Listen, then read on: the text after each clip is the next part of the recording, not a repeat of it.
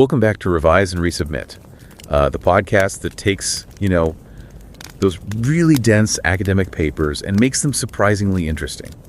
I'm Pavlov. And I'm Nikita. Okay, let's unpack this.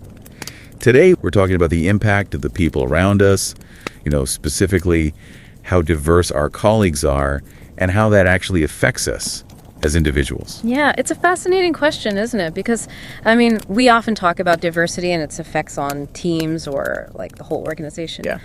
But there's been maybe less focus on the individual person, especially in jobs where people have a lot of autonomy, a lot of discretion in what they do. Exactly.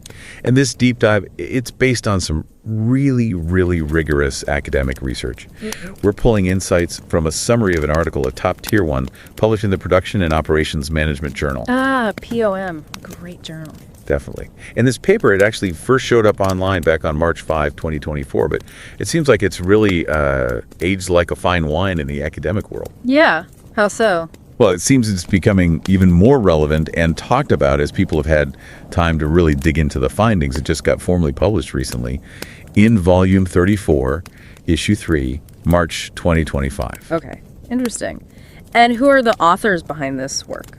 The authors are Dr. Deepa Goradia and Dr. Kris Byron. They're both professors at Georgia State University's J. Mac Robinson College of Business. Right. And here's something that gets really interesting, especially, I think, for any of you listening who might be thinking about a research career. Dr. Kris Byron. Mm-hmm. She's also the current editor-in-chief of the Academy of Management Review Journal, AMR. Wow, okay. That is a big deal. AMR is, it's huge for management theory. It really is. And Professor Byron actively runs something quite incredible there. It's called the Bridge Reviewer Program. Oh, yes. I've heard about that. It's highly acclaimed, isn't it? Designed for early career scholars. Exactly. It trains them in what they call the developmental approach to peer reviewing academic papers, which is such a crucial skill. Absolutely vital. And they get mentored, I believe. Yeah. Participants get assigned an actual associate editor from AMR as a mentor. It sounds like a really rigorous program, but fantastic for building skills and connections. That's incredibly valuable. A great opportunity. For sure. We've actually put a link to this program in the show notes, so definitely check that out if you're curious. Good idea. And, the principles behind this paper we're discussing and, Professor Byron and Professor Goradia's work generally, it really seems to affirm this idea. What idea is that? That wisdom and empathy, human understanding, these aren't things you just, optimize with a spreadsheet, They're lived experiences. They grow through interaction. That's a great way to put it. And this paper, it kind of beautifully shows how working with diverse colleagues helps us live those experiences more richly, helps us learn from them better. So what does this all mean for you, the listener, especially maybe if you're someone new to academic research, perhaps just starting your own research journey? Well, this study is just a fantastic example, a masterclass, really. Yes. It shows you how rigorous empirical research can take a pretty common idea, diversity is good, and just examine its effects with incredible detail, with nuance, using actual hard data. And it's published in a top journal, as you said, Production and Operations Management. You mentioned it's prestigious. Oh, absolutely. It's considered an FT50 journal. For those maybe new to the academic jargon, that means it's on the Financial Times list of the top 50 global business journals. So yeah, it signals significant prestige and impact in the field. Okay, good to know. And we really want to stress this. The link to the original article is in the show notes. Whether or not you subscribe to this channel, we really do urge you to make time to read it. It's just so thoughtfully crafted. Agreed. It's worth the read. So our mission today is to pull out the most important nuggets from this study, help you understand basically what they did, what they found, and why it actually matters. And even though they studied physicians, right, the implications seem much broader. Potentially any knowledge-based work environment. That could be your own studies or your future career. Exactly. So let's dive into that core question they tackled. You mentioned earlier, we know diversity can affect groups or organizations. Right, like how a diverse team solves a problem, or maybe how a diverse company performs financially. That's been studied quite a bit. But this study focused differently, didn't it? Yeah, they really zeroed in on the individual person doing the work. Few studies have really isolated that effect, especially, like we said, in jobs where individuals have a lot of autonomy. Like physicians. That's the group they studied. I mean, a doctor learns constantly, right? Mm-hmm. From colleagues, journals, conferences. Mm-hmm. Constantly learning. But ultimately, the decision about patient care, That rests heavily on them individually. Significant responsibility. Exactly. So the big puzzle this research went after was, does the diversity of a physician's colleagues, the people in their department, does that actually make that specific physician better at their own individual job? That's the key. Does it improve their performance? That's the core question they set out to answer. And they didn't just, ask a few people. No, you mentioned the data was significant. Massive is the word. Absolutely massive data set. They got detailed information from over 10 million patient records. 10 million, wow. Covering more than 25,000 individual physicians across 240 hospitals in Florida. And this spanned a 4-year period. Okay, so this isn't a small survey or anything like that. This is big data looking at actual real-world outcomes. Precisely. And they focused on 2 specific kinds of diversity among a physician's colleagues. Within their department, that is. What were the 2 types? First, gender diversity, which they categorize as a biodemographic type. And second, specialization diversity. That's more job-related, right? Reflecting the mix of different medical specialties within that same department. Okay, so gender mix and specialty mix of your colleagues. Now, the theory behind why this might actually matter for an individual physician, it seems pretty intuitive, doesn't it? It does on the surface. I mean, physicians learn from each other constantly. Informal chats, right? Discussing complex cases, asking, hey, what would you do here? Those hallway conversations, the break room discussions. Exactly. Those are really potent sources of learning. So the thinking goes, if your colleagues are diverse, say in gender or in their specialty, you're naturally exposed to a broader pool of information, different perspectives, different ways of doing things. That's the idea. You just have access to a wider range of knowledge and practices. The source material even notes some general tendencies observed in research, like female physicians perhaps listening more or following evidence-based guidelines closely. Right, and specialists obviously bring totally distinct knowledge bases. Right. A cardiologist thinks differently than a neurologist. Absolutely. So the core hypothesis is having access to all this varied information and these different approaches should, in theory, help an individual physician make better decisions for their patients. Okay, that makes sense. And how do they actually measure better decisions or physician performance? What were the outcomes they tracked in those 10 million records? They use objective patient outcomes, things like length of stay, so how long patients actually spent in the hospital, and the cost of treatment. Crucially, whether the patient was discharged to home, that's generally seen as a good outcome. Right, means they recovered enough to leave. Exactly. And they also looked at, sadly, patient mortality, the most serious outcome. Okay, so length of stay, cost, discharge destination, and mortality. Pretty comprehensive measures. So, with this huge data set, clear adversity measures, clear outcome measures, what did they find? What was the direct impact of colleague diversity? Well, they found some really compelling evidence. Physicians who worked in departments with more gender-diverse colleagues, they did tend to have better patient outcomes on several of those key measures. Really? Which ones? Specifically, their patients tended to have shorter hospital stays, lower treatment costs, and they were more likely to be discharged to home. Okay, wow. Can you give us a sense of the scale? Like, was this a tiny effect or something noticeable? No, these were definitely noticeable effects. For instance, they calculated that a 1 standard deviation increase in gender diversity, just a standard statistical measure of increased mix, was associated with nearly a 5% decrease in patient length of stay. Almost 5% shorter stay. That sounds like it could add up. It really does. They estimated for an average department that level of increased gender diversity could mean saving about $1,600 in treatment costs per patient stay. $1,600 per stay. Okay, that's significant. And it resulted in an estimate of about 9 additional patients being discharged home each year, just from that average department. So yeah, real tangible improvements in efficiency and quality of care. Wow. Okay, so that's gender diversity. Clear positives for stay length, cost getting patients home. What about the other type, specialization diversity? Did having colleagues with different medical specialties also help? Yes, it did. And interestingly, on some metrics, the effect was even stronger. Stronger, how so? Well, greater specialization diversity among colleagues was also strongly linked to better outcomes. But the size of the effect, particularly for length of stay, was larger. A 1 standard deviation increase here was linked to over an 11% decrease in length of stay. Over 11%. That's a really big drop. It is substantial. They estimated that translates to maybe 0.33 days shorter stay on average. It was also linked to saving over $3,000 per patient stay. Over $3,000 saved per patient. Yeah, Yeah, and resulted in an estimated 22 additional patients discharged home per year, again, per average department. So having that mix of different medical specialists around really seems to equip physicians to get patients treated more efficiently and discharged home sooner. Shorter stays, lower cost, more patients going home. Yeah. Those are definitely key wins in healthcare. Yeah.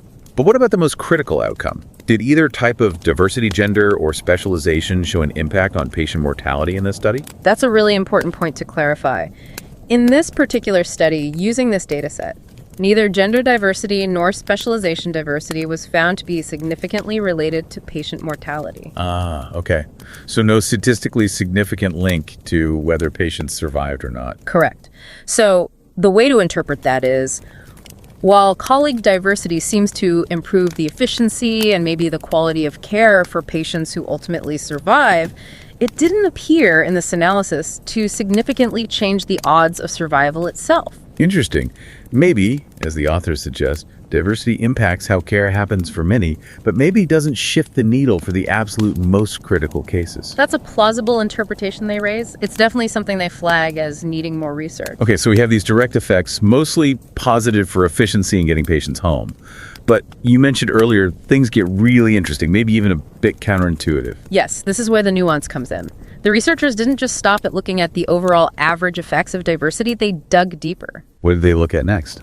They wanted to know if the benefits of diversity might actually depend on the specific context of the department itself. Ah, okay, like, does diversity work the same way everywhere? Exactly. They specifically looked at something called departmental focus. Departmental focus, what does that mean? It basically refers to how narrow or broad the range of medical conditions is that are typically treated in that department. Okay, so a high-focus department would be very specialized, like maybe a cardiac surgery unit that mostly does bypasses. Precisely. Or a very specific oncology unit.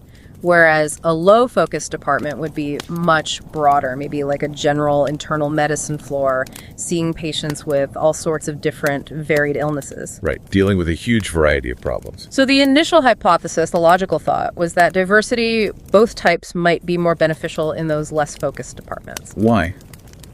Because things are more complex and uncertain there. Exactly. The thinking was, when you're facing greater complexity, more uncertainty, maybe a wider variety of patient conditions, that's when you'd potentially need a broader range of information and perspectives the most, which diverse colleagues could provide. That makes intuitive sense. More complex problems need more diverse inputs. So what did they find? Did the data support that hypothesis?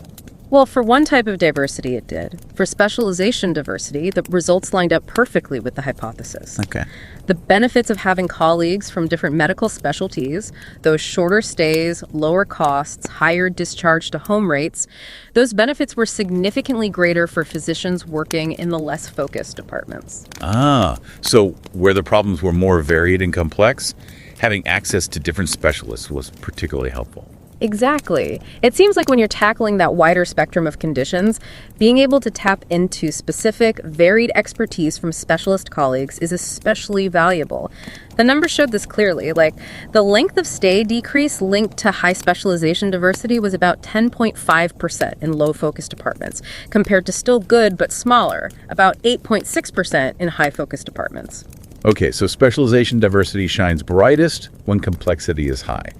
That fits the logic. Now, what about gender diversity? Did its benefits also increase in those less focused, more complex departments? And this is where the surprise came in.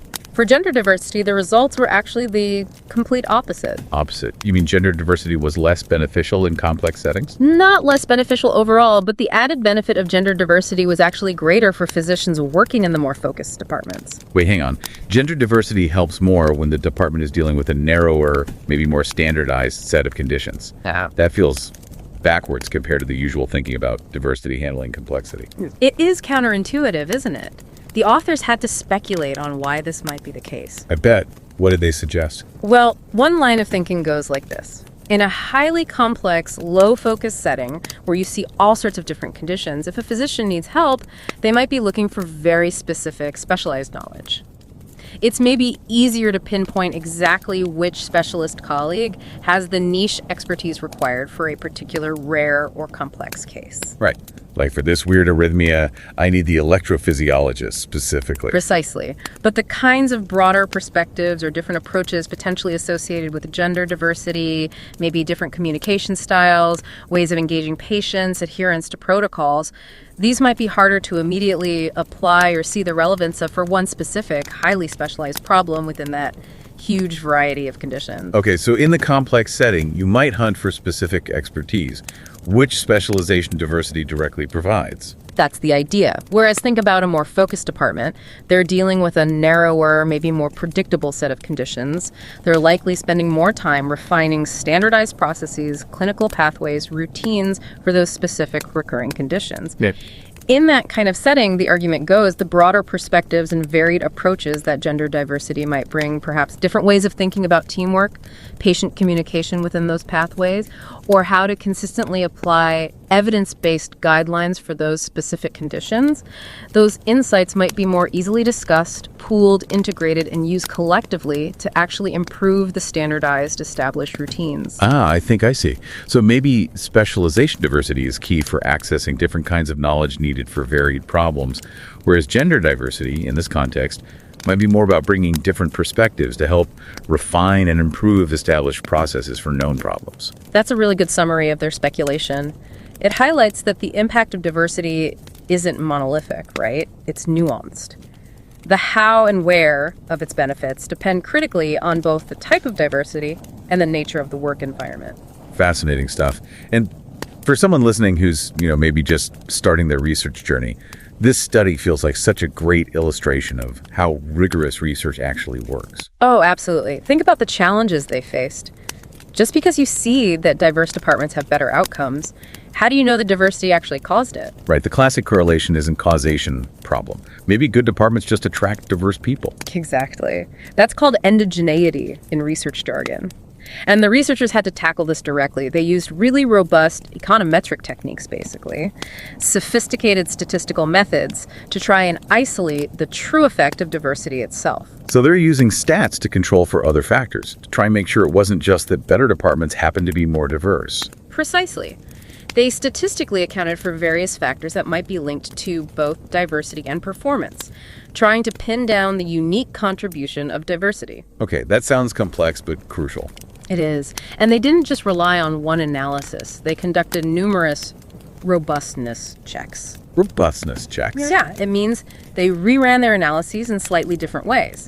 Maybe used alternative measures for diversity or performance, or controlled for other potential confounding factors like patient demographics, or maybe only looking at simpler cases to rule out team effects. They essentially try to poke holes in their own findings. To make sure the result wasn't just some fluke of the data or their specific method. Exactly. To see if the main findings still held up under different conditions and assumptions.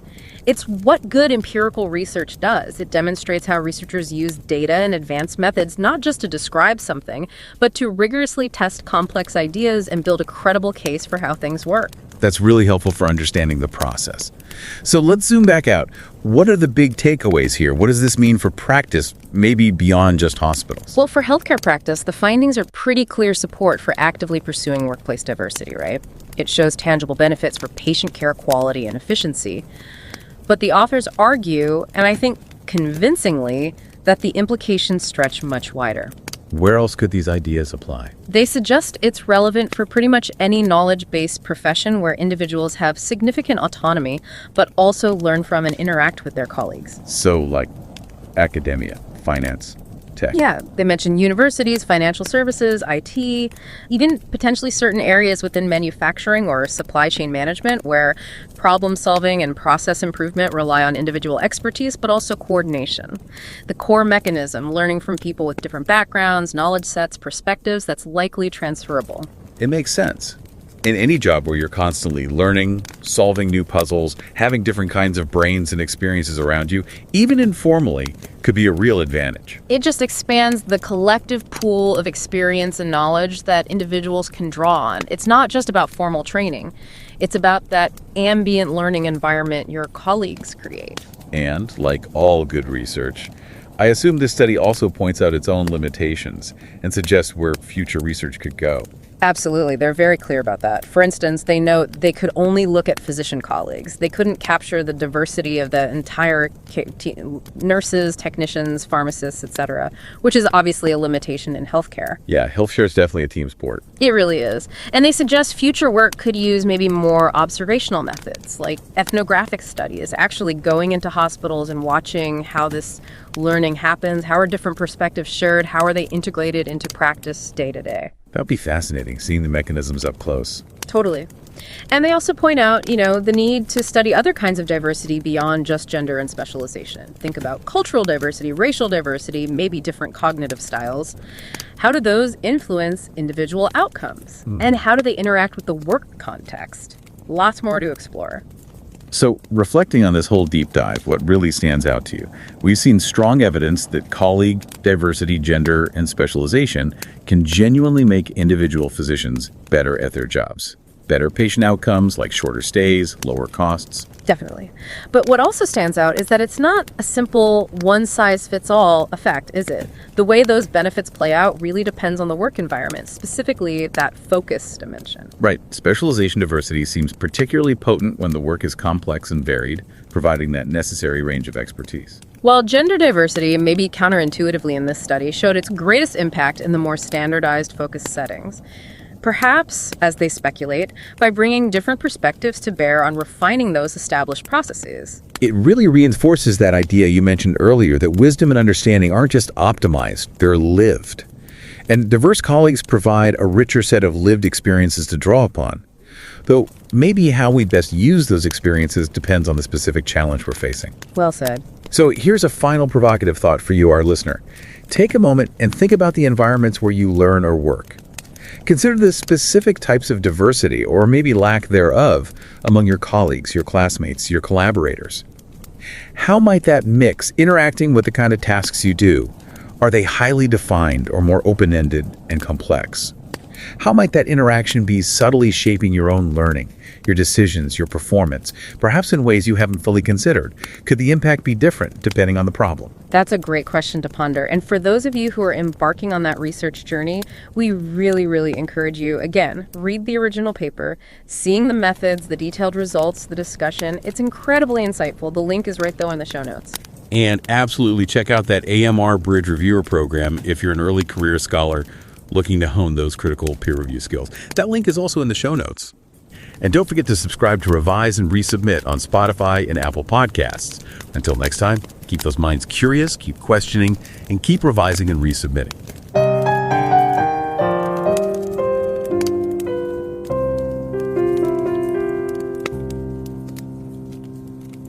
Revise and রিসাবমিটে স্বাগতম।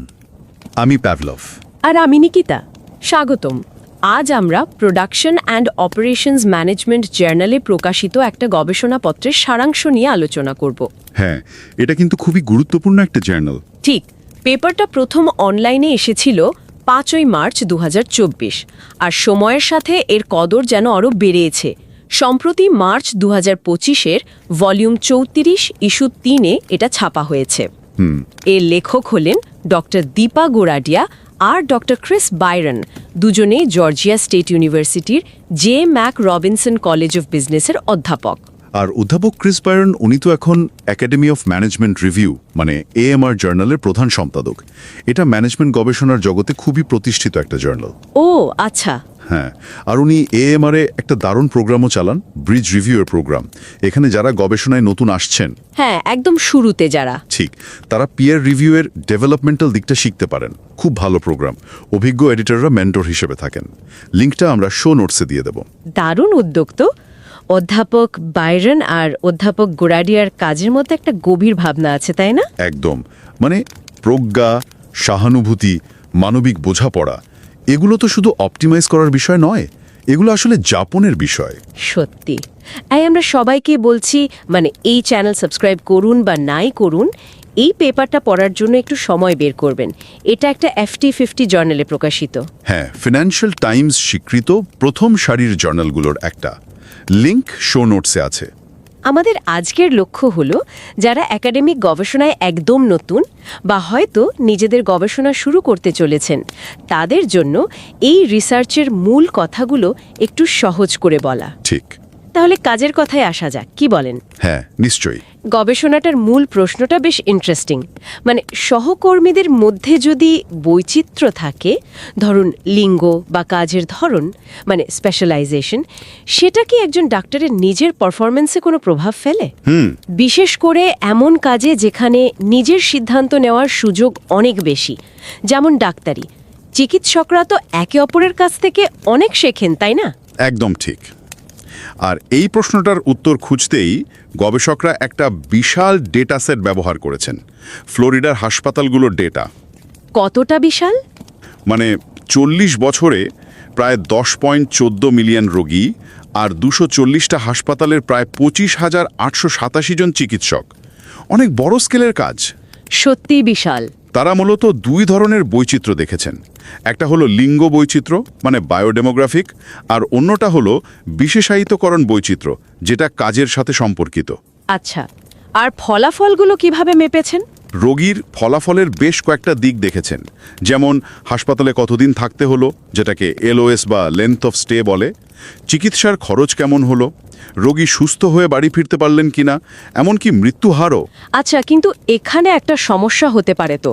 মানে ধরুন যেখানে বৈচিত্র্য বেশি সেখানকার ডাক্তাররা হয়তো এমনিতেই বেশি ভালো, তাই ফলাফল ভালো হচ্ছে, এটা তো গুলিয়ে যেতে পারে। ঠিক ধরেছেন। এই সমস্যাটাকেই একাডেমিক ভাষায় বলে এন্ডোজেনিটি, মানে কারণ আর ফলাফলের সম্পর্কটা ঠিক পরিষ্কার না হওয়া। গবেষকরা এই নিয়ে খুবই সতর্ক ছিলেন। তারা কি করলেন তাহলে?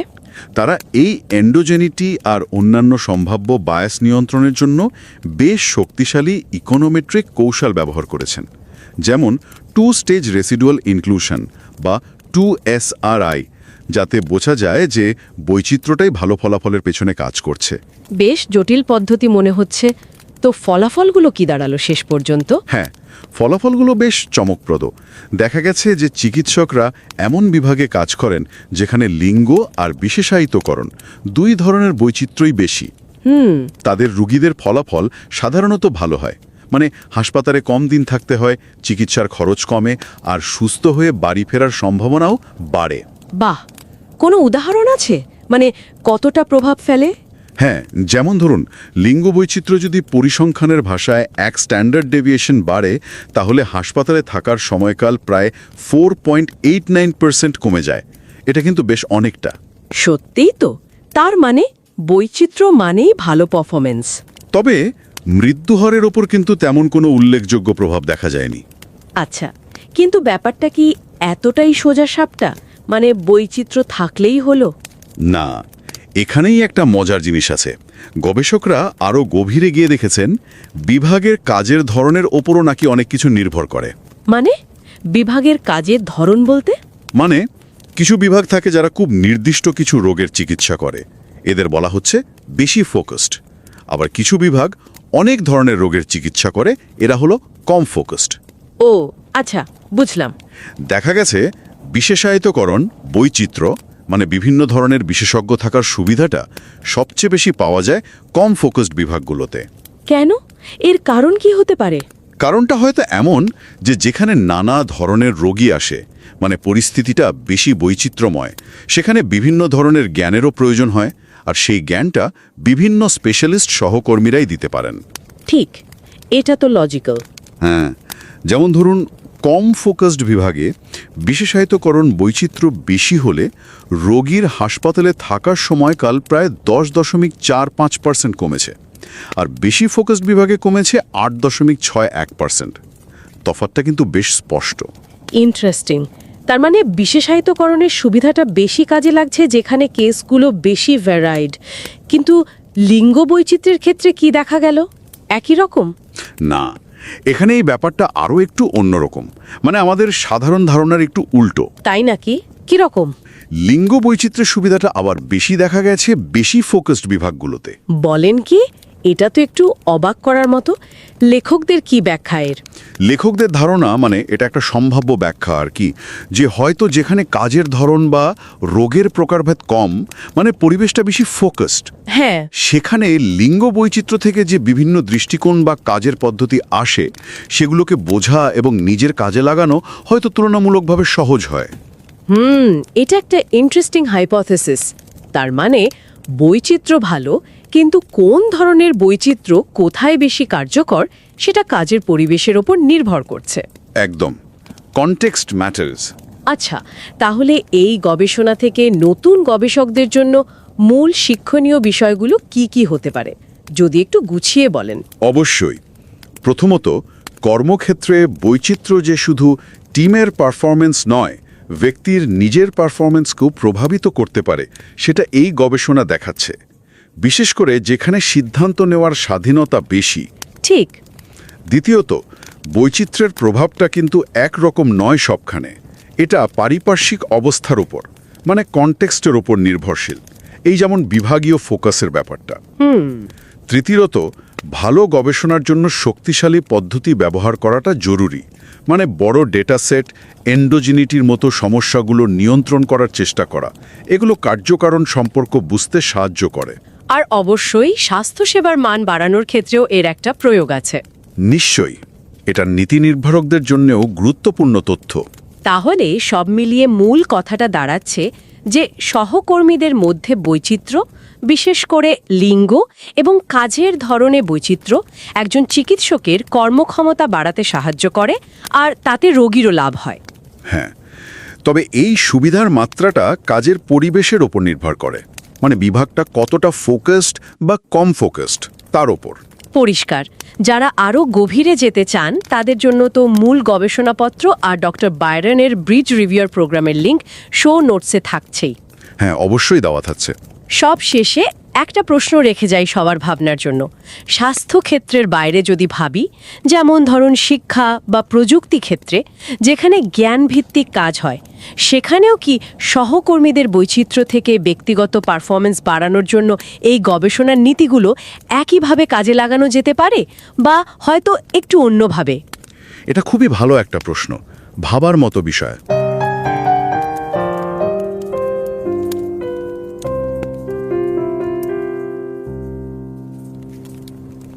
नमस्कार। रिवाइज एंड रीसबमिट में आपका स्वागत है।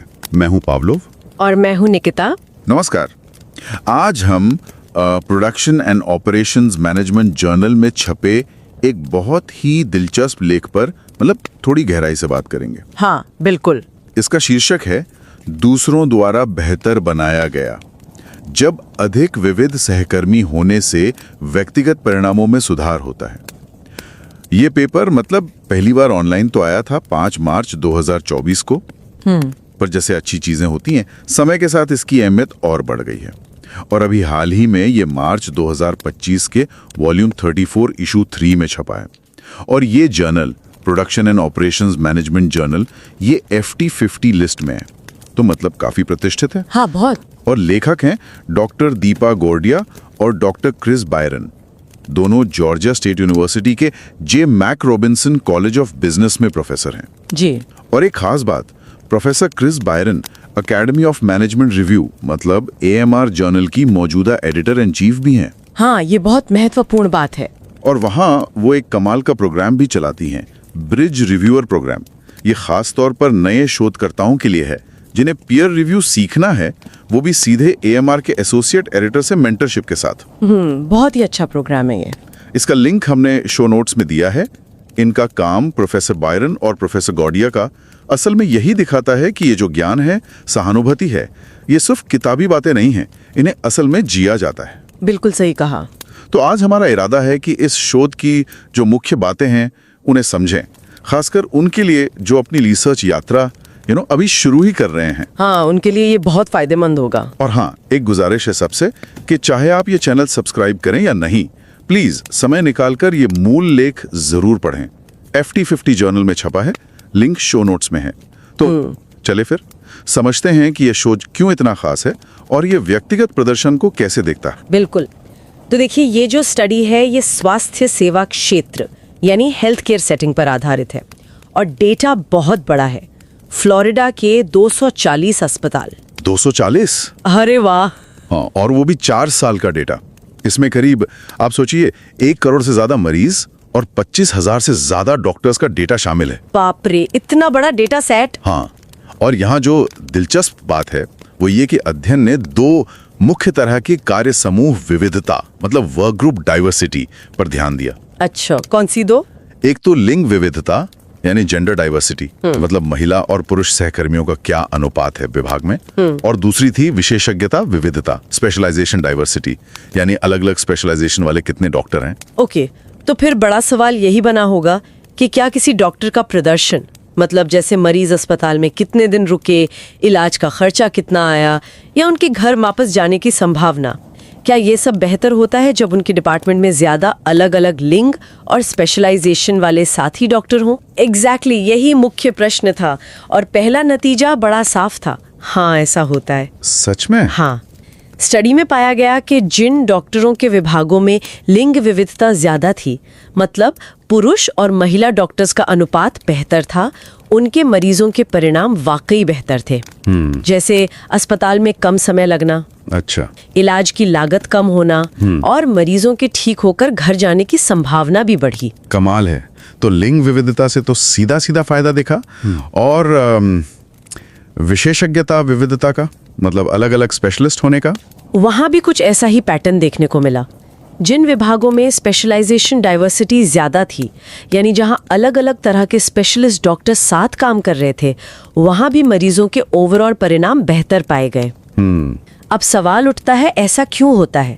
मतलब अगर हम इसे बड़ी तस्वीर में देखें तो थ्योरी ये कहती है कि डॉक्टर जो हैं वो अपने साथी डॉक्टरों से अनौपचारिक रूप से सीखते हैं। अच्छा, मतलब बातचीत से देखकर।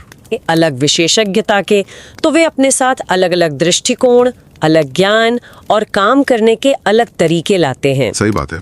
और इससे होता यह है कि डॉक्टर की अपनी समझ और जो स्किल्स हैं वो बेहतर हो जाती हैं। लेकिन इसमें एक और पेश था, शायद आपने बताया था कि विविधता का असर इस पर भी निर्भर करता था कि विभाग किस तरह की बीमारियों पर ज्यादा फोकस करता था, मतलब विभागीय फोकस। हाँ, बिल्कुल।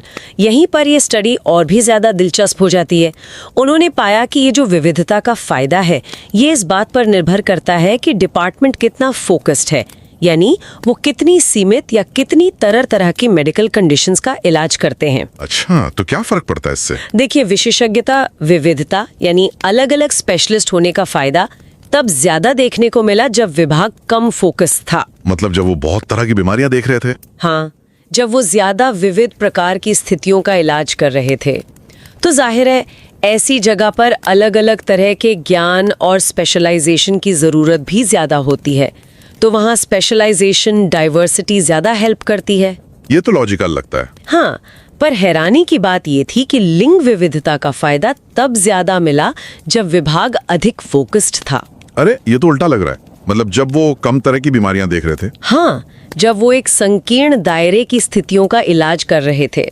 अब शोधकर्ता इसका ठीक कारण तो नहीं बता पाए, पर उनका एक अनुमान है। शायद ऐसा हो कि ज्यादा फोकस्ड सेटिंग में, जहां प्रक्रियाएं ज्यादा मानकीकृत होती हैं, वहां अलग अलग लिंग के डॉक्टरों के विविध दृष्टिकोणों को एकीकृत करना और मौजूदा प्रक्रियाओं में सुधार लाना शायद ज्यादा आसान होता हो। ये एक दिलचस्प कोण है सोचने के लिए। तो अगर हम निचोड़ निकालें तो मतलब सहकर्मियों की विविधता, चाहे वो लिंग की हो या विशेषज्ञता की, आमतौर पर ज्ञान आधारित काम में जैसे डॉक्टरी में व्यक्तिगत प्रदर्शन के लिए फायदेमंद है। हाँ, बिल्कुल। लेकिन उसका असर कैसे दिखेगा ये इस पर निर्भर करता है कि काम करने का माहौल कैसा है, जैसे कि विभागीय फोकस। बिल्कुल सही। और ये बात नए शोधकर्ताओं के लिए एक बहुत महत्वपूर्ण सबक है। ये दिखाता है कि आपका जो वर्कप्लेस कॉन्टेक्स्ट है, जो माहौल है, वो आपके व्यक्तिगत परिणामों को कितना प्रभावित कर सकता है। और ये तब भी सच है जब आप डॉक्टर जैसे हाई ऑटोनॉमी वाले पेशे में हो, जहां लगता है कि आप अकेले काम कर रहे हैं। हाँ, ये बात तो है। इसका मतलब प्रैक्टिकल इम्प्लीकेशन भी साफ है। कार्यस्थलों में, खासकर हेल्थ केयर या दूसरे ज्ञान गहन क्षेत्रों में, विविधता को सक्रिय रूप से बढ़ाने के बारे में सोचना चाहिए। इससे क्वालिटी और एफिशिएंसी दोनों सुधर सकती हैं। निश्चित रूप से। तो कुल मिलाकर ये शोध इसी विचार को और पुख्ता करता है कि दूसरों से सीखना और विविध नजरियों को अपनाना आपके अपने काम को बेहतर बना सकता है। हाँ, और यहाँ मैं एक अंतिम विचार छोड़ना चाहूंगी सोचने के लिए। देखिए, ये अध्ययन तो विविध सहकर्मियों से सीखने के फायदों पर केंद्रित है, पर क्या हम ये भी सोच सकते हैं कि व्यक्तिगत स्तर पर, चाहे कोई शोधकर्ता हो या डॉक्टर, इन विविध दृष्टिकोणों को अपने काम में शामिल करने की चुनौतियां क्या हो सकती हैं, भले ही वो सीधे टीम वर्क जैसा ना हो, और फिर इन चुनौतियों से निपटा कैसे जा सकता है? ये वाकई सोचने वाला सवाल है। बहुत अच्छा पॉइंट। इसी विचार के साथ आज की ये चर्चा यहीं समाप्त करते हैं। और हाँ, श्रोताओं से फिर कहूंगा, शो नोट्स में मूड लेख और ब्रिज रिव्यूअर प्रोग्राम के लिंक जरूर देखिएगा। धन्यवाद। धन्यवाद।